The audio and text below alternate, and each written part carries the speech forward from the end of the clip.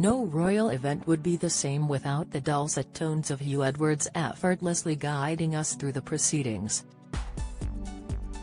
Thankfully, the King's coronation is no exception, as Huw is set to take the helm and lead the BBC's coverage of this historic event. But despite his extensive experience in live TV and nightly news broadcasting, Huw has revealed that he is already feeling nervous. The 61-year-old said, "The scale of the event is daunting, because the more homework you do, the more that you watch the groundbreaking 1953 coverage of the coronation, which I have done at least half a dozen times. You understand today's scale is bigger than people realize."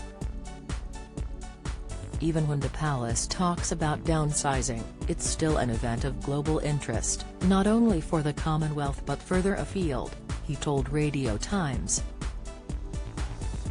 Huw Edwards, alongside broadcasting legend Kirsty Young, will cover the lead-up to the ceremony in Westminster Abbey and the return procession to Buckingham Palace. The presenters will wrap things up with the King's balcony appearance, where all working senior members of the royal family are set to appear. But there is one name missing from the BBC lineup for this event. David Dimbleby, who Huw described as a gold-plated Rolls-Royce broadcaster, won't be making an appearance despite coming out of retirement for the Queen's funeral procession last year.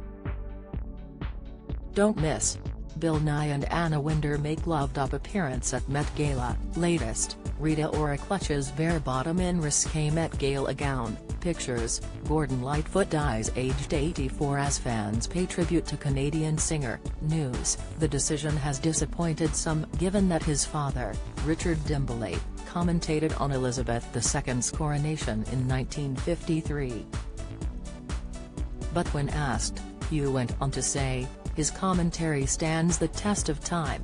He was on air straight away explaining what was going on.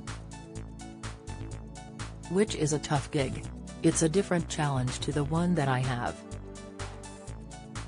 Huw also touched upon a recent YouGov poll commissioned by Panorama, where 78% of over 65s were more likely to support the monarchy, but within the 18–24-year-old category, only 32% backed the monarchy and 38% stated they'd prefer an elected head of state. He said, "Well, it's very difficult to draw broad conclusions from such a diverse group.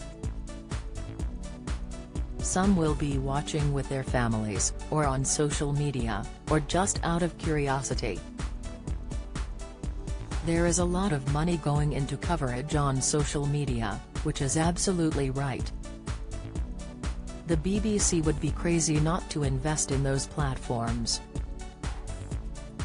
And then there's the royal drama, which Huw claims not to be in a position to comment on.